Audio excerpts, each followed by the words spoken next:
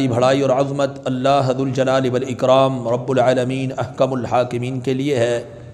انگنت لا تعداد بے حد حساب و کتاب درود و سلام ہوں امام الموحدین سید المرسلین حبیب کبریا جناب محمد الرسول اللہ صلی اللہ تعالی علیہ وآلہ وصحبہ وسلم کی ذات گرامی اور اقدس پر۔ معزز سامعین کرام، آج کے خطبہ جمعۃ المبارک میں آپ کے سامنے جامع صحیح البخاری کی ایک حدیث وہ آپ کے سامنے رکھوں گا۔ جامع صحیح البخاری میں یہ حدیث دو مقام پر آئی ہے۔ حدیث نمبر 1386 اور دوسرا خوابوں کی تعبیر کے باب میں حدیث نمبر 7047۔ حدیث کے راوی ہیں حضرت سمرہ بن جندب رضی اللہ تعالی عنہ۔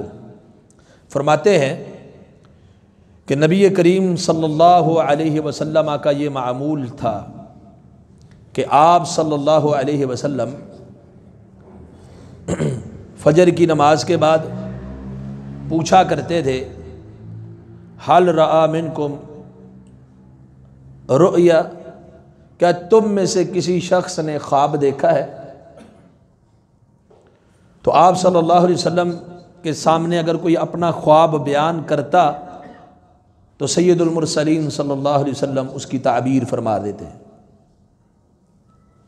تو ایک دن جب نبی کریم صلی اللہ علیہ وسلم نے پوچھا کیا تم میں سے کسی شخص نے خواب دیکھا ہے؟ تو کوئی نہیں بولا۔ تو آپ صلی اللہ علیہ وسلم نے فرمایا کہ آج رات میں نے خواب دیکھا ہے۔ اور یہاں پر یہ بات بھی آپ سمجھ لیجئے، عام انسان کا جو خواب ہے وہ سچا بھی ہو سکتا ہے، جھوٹا بھی ہو سکتا ہے، خواب خیال بھی ہو سکتا ہے، شیطان کی طرف سے بھی کچھ ہو سکتا ہے۔ لیکن اللہ کے پیغمبر، اللہ کے انبیاء سلام اللہ علیہم اجمعین، ان کا خواب بھی وحی ہوتا ہے۔ نبیوں کا خواب صرف خواب نہیں ہوتا، وہ حقیقت کے اوپر مبنی اور 100% سچ ہوتا ہے۔ سیدنا امام الموحدین حضرت ابراہیم خلیل اللہ علیہ السلام، انہیں خواب میں اللہ نے حکم دیا بیٹا ذبح کرنے کا۔ اب عام آدمی کو خواب ہے وہ اس کے لیے لازمی تو نہیں یہ حکم ہو، لیکن جو پیغمبر تھے ان کا خواب وحی تھا۔ اس لیے کہا کہ میں نے خواب میں دیکھا انی اذبحک، کہ میں تجھے ذبح کر رہا ہوں، اب تو دیکھ تیرا کیا خیال ہے؟ تو بیٹے نے کیا جواب دیا حضرت اسماعیل علیہ السلام نے؟ یا ابت افعل ما تؤمر، ابا جان جو آپ کو حکم دیا گیا اس کی تکمیل کیجیے۔ تو حکم کیسے دیا گیا؟ ایک تو نبی کے اوپر وحی جو آتی ہے آسمان سے فرشتہ لے کے آتا ہے، جبریل لے کے آتے، ایک ہے وحی خواب کے اندر پیغمبر کو دکھلا دی جائے۔ تو جو پیغمبر کا خواب ہوتا ہے وہ عام انسان کی طرح نہیں ہوتا، وہ 100% سچ ہوتا ہے، حقیقت کے اوپر مبنی ہوتا ہے، اور اللہ رب العالمین کی وحی ہوتی ہے۔ یہ بات اپنے ذہن نشین کر لیں۔ اور اس حدیث کی ابتدا میں جو یہ بات ہے کہ اللہ کے حبیب صلی اللہ علیہ وسلم نے فجر کی نماز کے بعد آپ پوچھا کرتے کہ خواب کسی کو آیا تو کوئی بیان کر دیتا، تعبیر فرما دیتے، تو آپ نے یہ والا خواب فجر کے بعد بیان فرمایا، سورج کے طلوع سے قبل۔ تو یہاں اس قول کی، اس بات کی تردید ہوتی ہے جو بعض لوگوں کا خیال ہے کہ اگر کسی کو خواب آئے تو عورت کے سامنے بھی بیان نہیں کرنا چاہیے اور سورج کے طلوع ہونے سے پہلے بھی بیان نہیں کرنا چاہیے۔ یہ اس پر ایک ضعیف روایت بھی ہے۔ تو اس حدیث سے یہ بات ثابت ہوتی ہے کہ آپ اپنا خواب سورج طلوع ہونے سے پہلے بھی بیان کر سکتے ہیں۔ آپ علیہ السلام نے نہ کہ اپنا خواب بیان کیا، آپ نے پوچھا بھی کہ تم میں سے کسی کو کوئی خواب آیا ہے؟ تو سورج کے طلوع سے پہلے فجر کی نماز کے بعد اپنا خواب بیان کیا جا سکتا ہے، یہ ایک مسئلہ ہے۔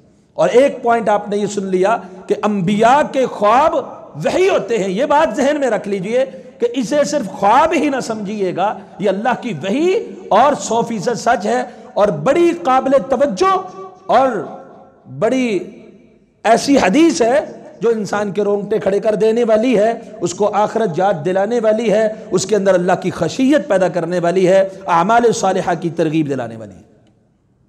تو فرماتے ہیں اللہ کے حبیب صلی اللہ علیہ وسلم نے فرمایا آج رات میں نے خواب دیکھا، جو کہ وہی ہے، حقیقت تھا۔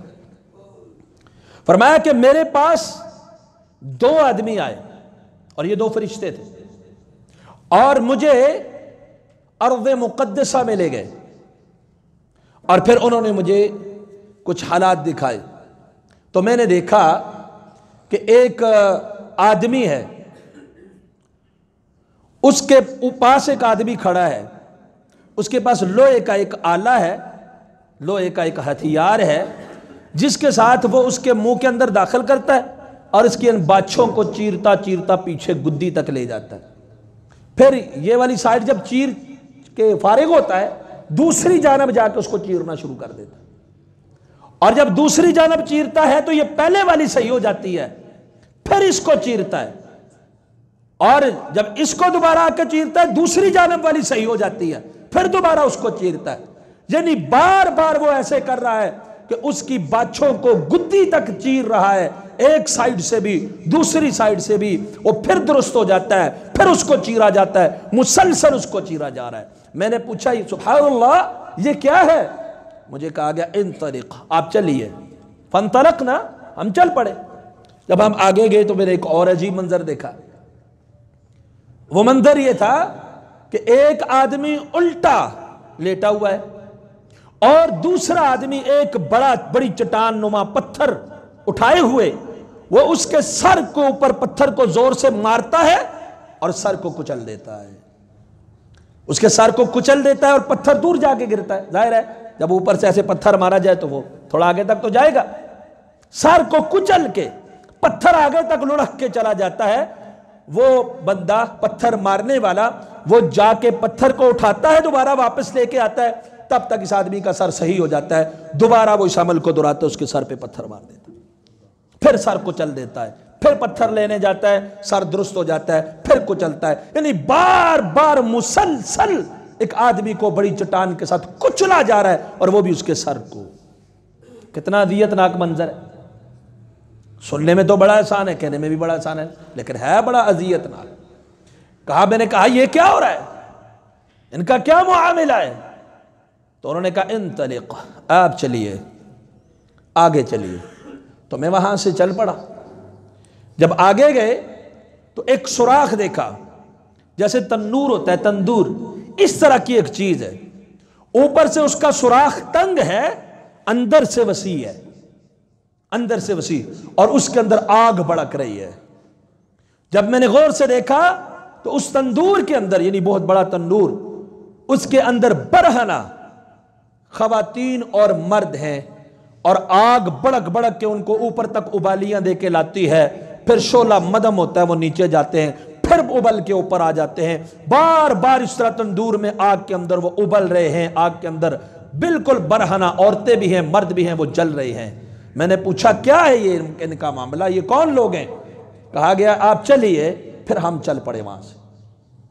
جب ہم وہاں سے چلے تو آگے میں نے دیکھا ایک نہر ہے، اور وہ نہر پانی کی، شہد کی نہیں ہے، دودھ کی نہیں ہے، خون کی نہر ہے۔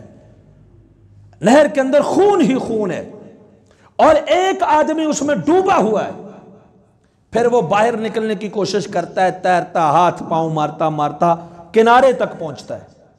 تو اس خون کی نہر کے کنارے میں ایک آدمی بیٹھا ہوا ہے، جس کے پاس بڑے پتھر ہیں۔ جیسے ہی وہ نکلنے کے لیے کنارے تک پہنچتا ہے، یہ پتھر مارتا ہے اس کے منہ پہ، وہ پھر پیچھے نہر میں جا گرتا ہے، پھر کنارے پہ آتا ہے، پھر پتھر مارا جاتا ہے، پھر نہر میں گر جاتا ہے، بار بار وہ باہر آتا ہے۔ یہ کنارے پہ پہنچتے ہی اسے دوبارہ نہر کے اندر ایک بڑا پتھر اس کے منہ کے اوپر مار کے اسے دوبارہ نہر کے اندر ڈال دیا جاتا ہے۔ میں نے کہا اس کا کیا معاملہ ہے، یہ کون لوگ ہیں؟ اللہ کے رسول صلی اللہ علیہ وسلم فرماتے ہیں مجھے کہا گیا آپ چلیے، ہم وہاں سے چل پڑے۔ جب ہم وہاں سے چلے تو آگے جا کر میں نے دیکھا ایک سرسبز و شاداب خوبصورت ترین جگہ ہے، اور اس سرسبز و شاداب جگہ میں ایک بہت ہی بڑا درخت ہے، خوبصورت قسم کا۔ اور ایک میں نے دیکھا ایک آدمی ہے، دوسری روایت کے مطابق بڑی بدصورت شکل والا، بڑی ڈراؤنی شکل والا، وہ آگ بھڑکا رہا ہے، آگ جلا رہا ہے، ارد گرد چکر مار کے اس کو، جیسے ایک بڑا الاؤ تیار کیا جاتا ہے نا، اس کے لیے وہ چکر لگا رہا ہے، آگ کو ابال رہا ہے، بھڑکا رہا ہے، جلا رہا ہے۔ اور اس درخت کے نیچے خوبصورت قسم کے بزرگ دیکھے میں نے، اور ان کے ارد گرد بچے بیٹھے ہوئے دیکھے۔ پھر مجھے کہا گیا آگے چلیے، اوپر چڑھیے۔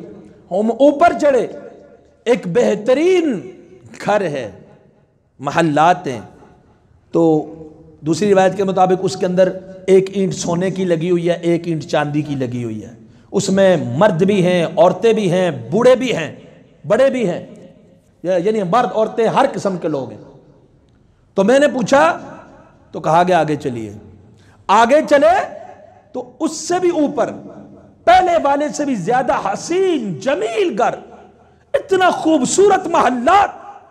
پہلے محل کے بارے میں بھی فرمایا کہ ایسا آج تک میں نے دیکھا ہی نہیں، اور اوپر والا پہلے والے سے بھی زیادہ خوبصورت، زیادہ حسین۔ تو میں نے کہا آج تم لوگوں نے مجھے بڑا گھما لیا، بڑا پھرا لیا، سیر بہت ہو گئی، یہ مجھے بتاؤ یہ معاملہ کیا تھا، یہ ہو کیا رہا تھا، یہ دکھایا کیا ہے مجھے؟ تو انہوں نے کہا سب سے پہلے جب آپ چلے ہیں، آپ نے ایک شخص کو دیکھا ہے، جس شخص کی باچھوں کو چیرا جا رہا ہے گدی تک، اور بار بار اس لوہے کی اس چیز کے ساتھ بار بار چیرا جا رہا ہے۔ یہ آدمی پتہ ہے کون ہے؟ یہ وہ آدمی ہے جو جھوٹ بولتا ہے، جھوٹ بولتا ہے، اور پھر اس کے جھوٹ کو، یہ جھوٹ کو نشر کرتا ہے، اس کا جھوٹ دور دور تک پھیل جاتا ہے۔ یہ جھوٹا آدمی ہے، جھوٹ پھیلانے والا آدمی ہے۔ اب آگے لفظ حدیث کے کہ قیامت تک اس کے ساتھ ایسے ہی ہوتا رہے گا۔ قیامت قائم ہونے کے بعد جہنم میں جو عذاب ہوگا وہ الگ ہوگا نا۔ یہ عالم برزخ کے اندر لوگوں کے ساتھ کس کس گناہ پر کیا کیا ہو رہا ہے، یہ اللہ کے رسول صلی اللہ علیہ وسلم کو اسے ایک حدیث کے اندر دکھائے گا۔ باقی حدیث بھی ہے لیکن آج کا خطبہ ہمارا ایک حدیث کے اوپر ہے۔ کہا یہ جھوٹ بولنے والا، اور ایسا جھوٹا کہ اس کا جھوٹ نشر ہوتا ہے، اس کا جھوٹ پھیلتا ہے، لوگوں تک پہنچ جاتا ہے۔ اس لیے قیامت قائم ہونے تک بار بار اس کی باچھوں کو چیرا جاتا رہے گا، یہاں تک کہ قیامت قائم ہو جائے۔ یعنی برزخ میں تا قیامت اس آدمی کے لیے قبر میں کیا ہوتا رہے گا؟ پاچھیں چیری جاتی رہے گی، منہ چیرا جاتا رہے گا۔ آپ اندازہ لگا لے، اللہ کے رسول صلی اللہ علیہ وسلم نے فرمایا ویل للذی، ابو داؤد کے اندر حدیث ہے، ہلاکت، تباہی و بربادی ہے اس آدمی کے لیے جو جھوٹ بول کے صرف لوگوں کو ہنساتا ہے، صرف ہنسانے کے لیے، صرف اور کوئی مقصد نہیں، ہنسانے کے لیے، خوش طبعی کے لیے بھی جو جھوٹ بولتا ہے۔ امام کائنات صلی اللہ علیہ وسلم نے فرمایا اس کے لیے بھی تباہی، بربادی اور ہلاکت ہے۔ ویل لہ ویل لہ ویل لہ۔ تو اس کا کیا حال ہوگا جو ہنسانے کے لیے نہیں، دیگر مقاصد کے لیے جھوٹ بولتا ہے۔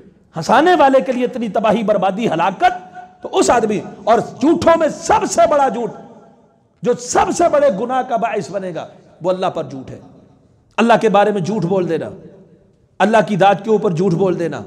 ومن اظلم ممن افترى على الله كذبا، اس سے بڑا ظالم کون ہو سکتا ہے جو اللہ پہ جھوٹ کرتا ہے، جیسے یہود نصارہ کرتے۔ یہ جو لوگ کہتے تھے نا کہ عیسیٰ علیہ السلام اللہ کے بیٹے، مریم علیہ السلام اللہ کی بیوی ہے، اللہ نے ان کو بھی کہا یہ اللہ پہ بہتان باندھتے، جھوٹ بولتے ہیں۔ تو اسی طرح آج بھی ہم اگر کہیں اللہ کے دربان ایسے ہیں کہ ہماری ان تک رسائی اور وہ اللہ تک رسائی کر دیتے ہیں، ہمارے لیے وہ وسیلہ ہے، وہی لجپال ہیں، وہ فلان ہیں فلان ہیں، تو یہ ہم اللہ کی ذات کے اوپر جھوٹ بولنے والے ہوں گے۔ اور دوسرا سب سے بڑا جھوٹ ہے محمد رسول اللہ صلی اللہ علیہ وسلم کے اوپر جھوٹ بولنا۔ صحیح مسلم کے اندر، دیگر کئی کتب احادیث کے اندر حدیث ہے، اللہ کے رسول صلی اللہ علیہ وسلم نے فرمایا من کذب علی متعمدا فلیتبوأ مقعدہ من النار، جو آدمی میرے اوپر جھوٹ کرتا ہے، میرے متعلقہ جھوٹ بولتا ہے، وہ اپنا ٹھکانہ جہنم میں بنا لے۔ یعنی کوئی آدمی حدیث بیان کرے اللہ کے رسول نے ایسے کیا، اللہ کے رسول نے ایسے فرمایا، اللہ کے رسول صلی اللہ علیہ وسلم کے سامنے ایسے ہوا، حقیقت نہ ہوا ہو یا حدیث من گڑت موضوع ہو، اسے پتا ہو، ضعیف ہو، وہ لوگوں کے ساتھ بیان کرتا جائے، پھیلاتا جائے، نشر کرتا جائے، یہ اپنا ٹھکانہ جہنم بنا لے۔ کیوں؟ یہ اللہ کے حبیب صلی اللہ علیہ وسلم کے اوپر جھوٹ بولتا ہے۔ اور پھر یہ دو بڑے جھوٹ ہیں جو تباہی اور بربادی ان کی بہت خطرناک ہے۔ اور اس کے علاوہ بھی جو جھوٹ ہے، کسی بھی قسم کا جھوٹ ہو، چاہے کسی کے ساتھ متعلق ہو، دین کے متعلقہ ہو، دنیا کے متعلقہ ہو، کسی بھی طرح کا ہو، یہ جھوٹ جب انسان مر جائے گا قیامت تک اذیتوں کے اندر اس کی باچھیں چیری جائیں گی، اور جہنم کا عذاب اپنی جگہ پہ الگ ہے۔ آج سوشل میڈیا کے اندر ہم کیا کرتے ہیں، ہمارے پاس کوئی خبر آتی ہے، فیک خبریں، فیک تصاویر، ہم اس کو نشر کرتے جاتے ہیں، بٹن دبائے جاتے ہیں۔ اس دور میں سب سے زیادہ جھوٹ کو نشر کیا جاتا ہے۔ پہلے دور میں تو لوگ ایک کے ساتھ بیان کرتے تھے، وہ آگے بیان کرتا تھا، جھوٹ کو پھیلتے پھیلتے وقت لگ جاتا تھا۔ آج ایک بٹن کی دیر ہے، دنیا کے کونوں کونوں تک جھوٹ پھیل جاتا ہے۔ اور اس حدیث کے اندر الفاظ بھی ہیں، ایک آدمی جھوٹ گڑتا تھا اور آفاق تک، دنیا کے کونوں تک اس کا جھوٹ پھیل جاتا تھا، اس آدمی کی باتیں چیری جا رہی۔ تو آج سوشل میڈیا کے ذریعے جھوٹ پھیلائے جا رہے کہ نہیں پھیلائے جا رہے؟ اور عام لوگوں کے متعلقہ ہو، کسی پہ بہتان ہو، کسی پہ تبرہ بازی ہو، یا کسی بھی قسم کا جھوٹ ہو کسی کے متعلق، یا کوئی خبر جھوٹی ہو، انسان کی تباہی، بربادی، ہلاکت یقینی ہے۔ یہ ہمارے ہاں تو بڑا عجیب منظر ہے، کچھ لوگ پرچیاں جو ہیں، کاپیاں فوٹو سٹیٹ کرا کے تقسیم کرتے نظر آتے ہوں گے آپ کو، کہ شیخ احمد کو خواب آیا 2 سال بعد قیامت آنے والی ہے۔ یہ جب ہم بچپن میں چھوٹے ہوتے تھے نا، اس وقت بھی کہا تھا 2 سال بعد قیامت آئے گی۔ آج کئی برس بیت گئے، ابھی تک 2 سال پورے نہیں ہوئے۔ تو جو بھی یہ تقسیم کرے گا خوشی ملے گی، فلاں نے تقسیم نہیں کیا، پرچہ پھاڑ دیا، اس کا بچہ مر گیا، اس کی بیوی مر گئی، اس کا یہ نقصان ہو گیا، یہ سارے جھوٹ ہے، بکواسات ہے۔ اس طرح کے اور ہم دیگر جو جھوٹ بولتے جاتے، کوئی واقعہ گڑھ لیا، کوئی قصہ گڑھ لیا، کسی پیر کے اوپر لگا دیا اس کو، کسی بزرگ کے اوپر لگا دیا، کسی اللہ کے ولی کے ذمہ لگا دیا اس کو کہ وہ حضرت ایسے کرتے تھے، یوں کرتے تھے، نہ کسی کتاب کے اندر ہے، نہ کسی جگہ میں مستند اس کی کوئی دلیل ملتی ہے۔ یہ ساری خبریں جھوٹی، یہ سارے واقعات جھوٹے، دین کا متعلقہ جو خصوصاً ہے، یہ انسان کی تباہی اور بربادی اور ہلاکت والا۔ تو اللہ کے رسول صلی اللہ علیہ وسلم نے فرمایا کہ انہوں نے کہا کہ یہ جو پہلا آدمی آپ نے دیکھا ہے، یہ آدمی جھوٹ بولتا تھا، اور اس کا جھوٹ پھیل جاتا تھا دنیا کے کونوں تک، قیامت تک کے لیے اس کی باچھوں کو چیرا جاتا رہے گا۔ اب آگے جب آپ چلے تو آپ نے دیکھا ایک شخص کو الٹا لٹایا ہوا، اور اس کے اوپر ایک باری برکم پتھر مار کے سر کو کچلا جا رہا ہے۔ پتہ ہے یہ کون ہے؟ یہ وہ ہے جسے اللہ نے قرآن کا علم دیا، جسے اللہ نے قرآن کا علم دیا، اور اس نے وہ رات کو سویا رہا اور دن کو قرآن کے مطابق عمل نہیں کیا۔ 1386 نمبر حدیث صحیح بخاری میں یہ الفاظ ہیں کہ رات کو سویا رہا اور دن کو اس پہ عمل نہیں کیا۔ قرآن کا جتنا بڑا مرضی کوئی قاری ہو، حافظ ہو، عالم ہو، مفسر ہو، کچھ بھی ہو، جب تک قرآن کے مطابق عقیدہ اور عمل نہیں ہے، نجات۔ قرآن آ جانے کے بعد، علم کا پتہ چل جانے کے بعد، سمجھ آ جانے کے بعد، جو دن کو قرآن کے مطابق عمل نہیں کرتا، رات کو اس کو پڑھتا نہیں، سویا رہتا ہے، ایسا آدمی برزخ میں قیامت تک اپنے سر کو کچلواتا رہے گا، فرشتہ اس کے سر کو کچلتا رہے گا۔ اور یہاں پر یہ بات بھی کہ صرف زبان کے ساتھ لا الہ الا اللہ پڑھ لینا کافی نہیں ہے، قرآن کو پڑھ لینا کافی نہیں ہے، جب تک اس کے اوپر عمل نہ کیا جائے۔ اس آدمی کو برزخ میں جو عذاب ہو رہا ہے کس وجہ سے ہو رہا ہے؟ دن کو اس کے اوپر یہ عمل، ایمان تو لاتا ہے، سمجھا ہوا تو ہے، پڑھا ہوا تو ہے، مانتا تو ہے۔ آج ہمارا رویہ کیا ہے؟ ہم نے صبح کے وقت اٹھ کے سورہ یاسین کی تلاوت کر لینی ہے، ٹھیک ہے، قرآن مجید برکت ہے، اس کی تلاوت برکت ہے، ایک ایک لفظ نہیں، ایک ایک حرف کے اوپر 10 نیکیاں ہیں، اتنی برکات، اتنی کثرت کے ساتھ جو خیر ہے قرآن کی تلاوت میں، وہ آپ کو کہیں اور نہیں ملے گی۔ لیکن ہم نے اسی تک اس کو محدود کر لیا، یہاں تک تو بات پھر کچھ نہ کچھ بنتی ہے کہ صبح اٹھ کے سورہ یاسین پڑھ لی، سورہ رحمان پڑھ لی، دن کو عقیدہ بھی اس کے مطابق نہیں ہے، عمل بھی اس کے مطابق نہیں ہے، اس کے احکامات کی پابندی بھی نہیں ہے، قرآن کی منہیات سے اجتناب بھی نہیں ہے۔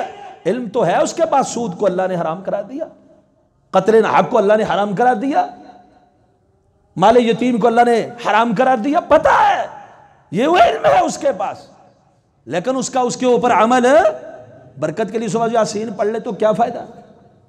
نجات تب تک نہیں ہے جب تک اس کے مطابق عمل اور عمل نہیں ہے تو منظر بڑا خطرناک ہے۔ یہ سر جس میں اللہ نے دماغ دیا، عقل دیا، اسے کچلا جائے گا۔ اس موٹی عقل کو تم نے استعمال کر کے قرآن کے مطابق عمل نہیں کیا۔ قرآن کو تم نے پڑھا ضرور لیکن سمجھا ضرور، اس کے مطابق تم نے عمل نہیں کیا۔ اور یہاں تک چلو کچھ ہمارے ہاں قرآن کو، ہمارے گھروں کا کیا حال ہے الا ماشاء اللہ، اکثر ہمارے معاشرے کے اندر کیا حال ہے، قرآن مجید کو بہترین لحاف پہنا کر اونچی سی جگہ پہ رکھ دیتے ہیں اور کہتے ہیں گھر میں خیر برکت رہے گی۔ اس کے اندر کیا ہے اس کی ہمیں پرواہ نہیں، اس کی ہمیں پرواہ نہیں۔ دلہن کو رخصت کر رہے ہیں، اس کی گود میں ڈال دیا یا اس کی ڈولی کے ساتھ روانہ کر دیا۔ میت کو گھر سے نکال رہے ہیں، اس کے ساتھ روانہ کر دیا۔ میت کو دفنا چکے ہیں، دائرے میں بیٹھ کے مولوی صاحب کے لیے ہیلے کے ساتھ تھوڑے تھوڑے پیسے جمع کر لیے۔ ایک کو پکڑایا اس نے تھوڑے پیسے رکھے، اس کو پکڑایا اس نے تھوڑے پیسے رکھے۔ بس یہی مقصد رہ گیا قرآن کا۔ دلہن کے لیے تھوڑے بچوں کو بلا کے پڑھوا کے ان کو کھانا کھلا دیجئے، میت کے ساتھ لے جائیے۔ نہ، اصل جو قرآن کا مقصد ہے وہ کیا ہے؟ انسان کی رشد و ہدایت اور اس کے عمل کا سنوارنا۔ وہی چیز جب نہیں ہے تو باقی ثانوی چیز ہے۔ اور صحیح بخاری کی جو 7047 نمبر حدیث ہے اس میں یہ لفظ ہے اضافی، وَيَنَامُ عَنِ الصَّلَاةِ الْمَكْتُوبَةِ۔ جس آدمی کو اللہ نے قرآن کا علم دیا ہے اور فرضی نماز سے سویا رہا، اللہ اس کے سر کو کچلتے رہے۔ فرشتہ اس کے سر کو کیا کرتا رہے گا؟ قیامت تک کچلتا رہے گا۔ اس کا قصور کیا ہے؟ يَنَامُ عَنِ الصَّلَاةِ الْمَكْتُوبَةِ۔ اب آپ مجھے بتائیں، آپ کے پاس چلو قرآن مجید کی تفسیر کا، اصول تفسیر کا، تراجم کا، معانی کا، اس کے احکامات کا، اس کی منہیات کا، اس کے محکمات کا، اس کی متشابہات کا علم نہیں ہے؟